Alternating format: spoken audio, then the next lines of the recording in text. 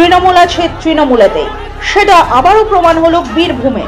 সাংসদ শতাব্দী রায়ের সামনেই মারপিটে জড়িয়ে পড়ল তৃণমূলের লোকজন।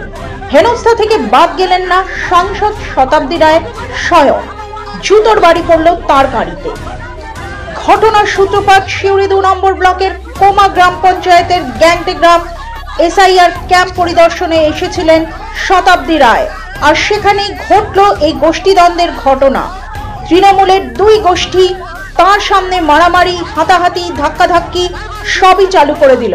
পরিস্থিতি এমন জায়গায় পৌঁছায় যে শতাব্দী রায় নিজেই বলরাম বাগদিকে নিজের গাড়িতে তুলে নিরাপদ স্থানে নিয়ে যাওয়ার চেষ্টা করেন। আর তখনই হঠাৎই তার গাড়ির দিকে ছুটে আসে জুতো।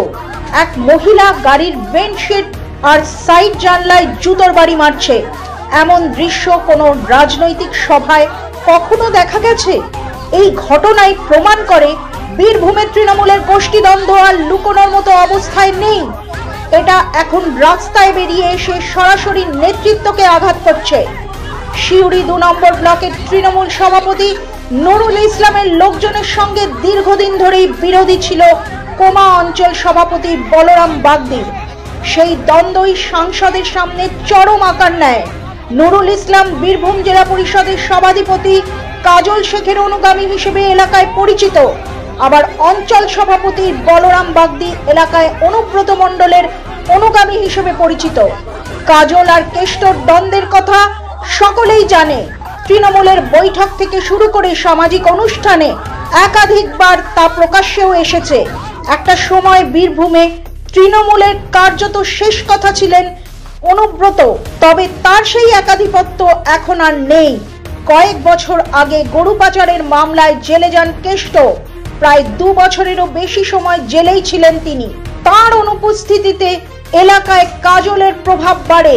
কেষ্ট জেলে থাকা অবস্থায় দলের কাজকর্ম পরিচালনার জন্য একটি কমিটি তৈরি করে দেয় মমতা বন্দ্যোপাধ্যায়।